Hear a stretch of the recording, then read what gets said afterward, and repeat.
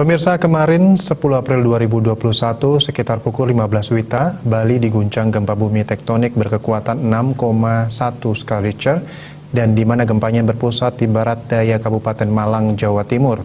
Namun guncangan gempa tersebut turut dirasakan di Bali.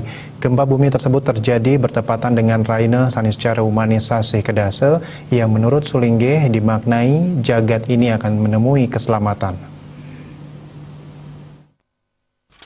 Sulinggeh Ida Pandita Empu Siwa Buddha Daksa Darmita dari Geria Agung Sukawati mengatakan, dalam sastra Palalindon apabila terjadi gempa pada Sasih Kedase hari Sabtu Sanis secara umanis, dimaknai sebagai jagat ini akan menemui keselamatan.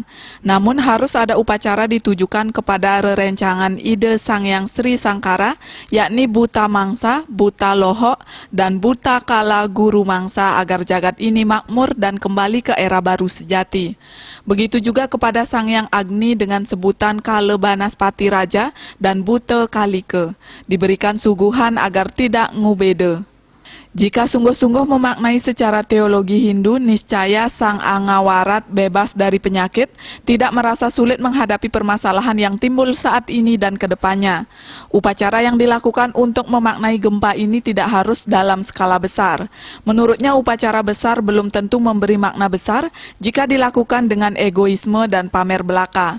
Begitu sebaliknya upacara kecil jika sesuai sastra agama, tentunya bisa memberi makna besar yakni keberlimpahan dalam arti yang luas. Winata Bali Pos melaporkan.